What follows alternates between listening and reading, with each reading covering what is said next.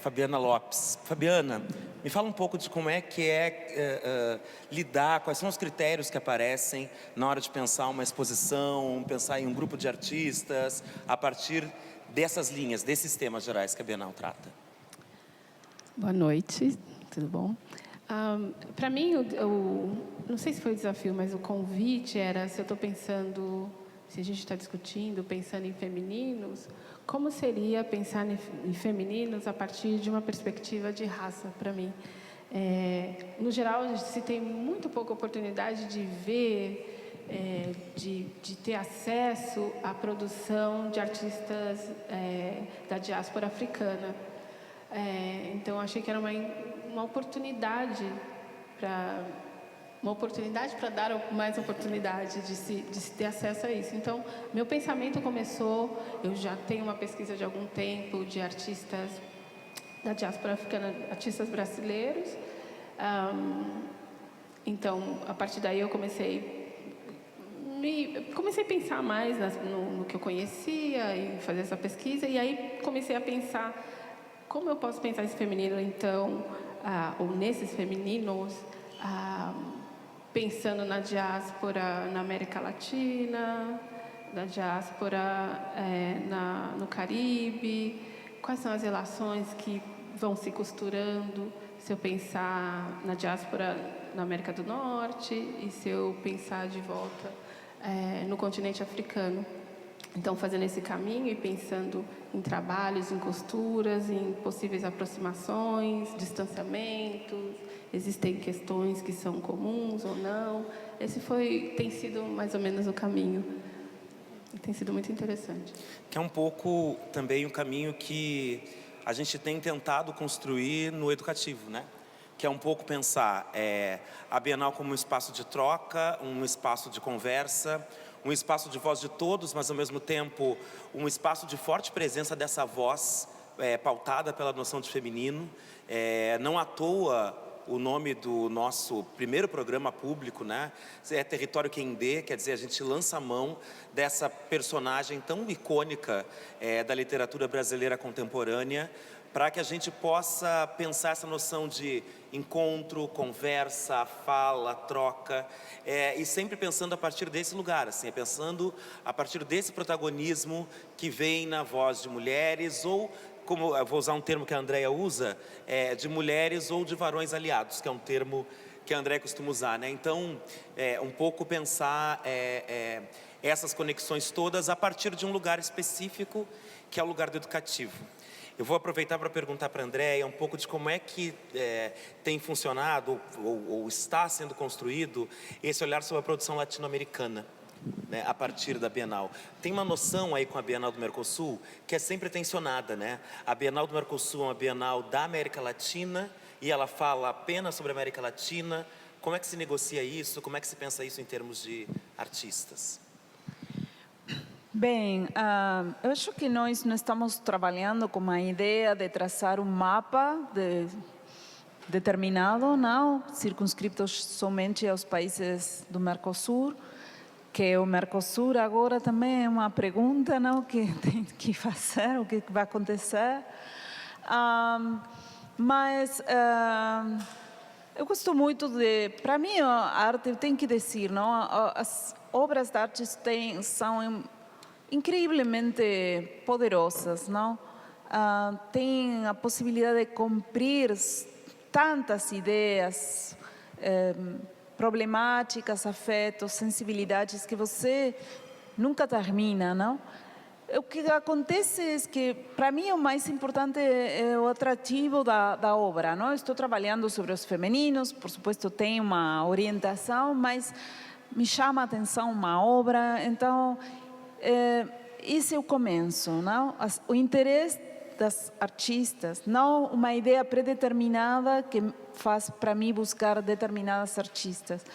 E depois o que acontece quando você começa a trabalhar com as obras e começa a pensar nas espacialidades, nos diálogos, o que acontece é que as obras se desdobram.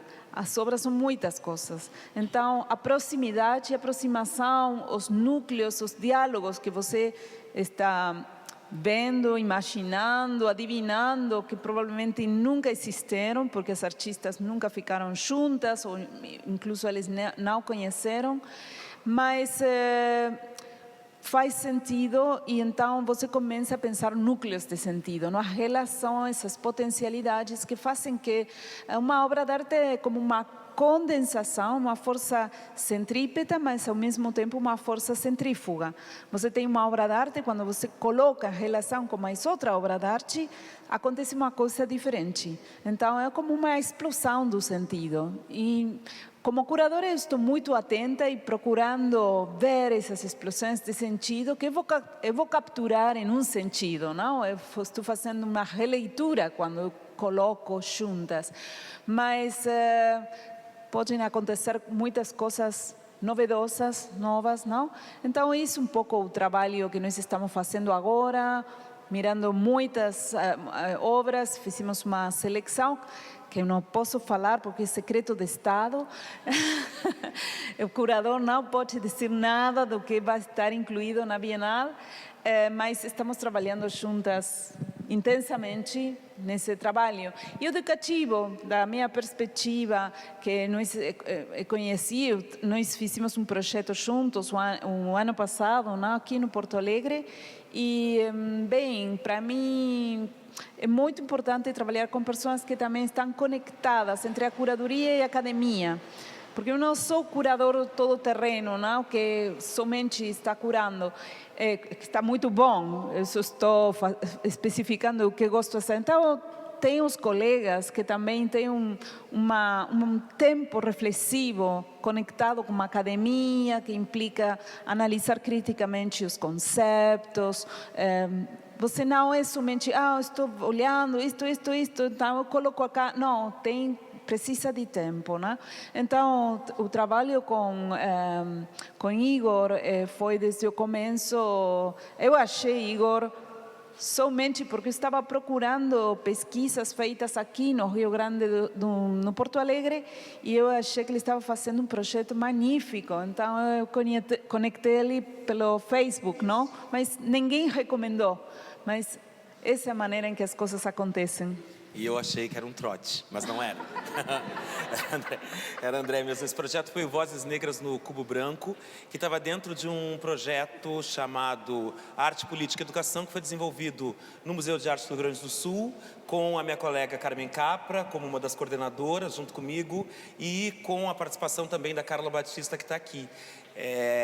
A partir desse projeto é que começa, então, e eu queria ressaltar uma coisa.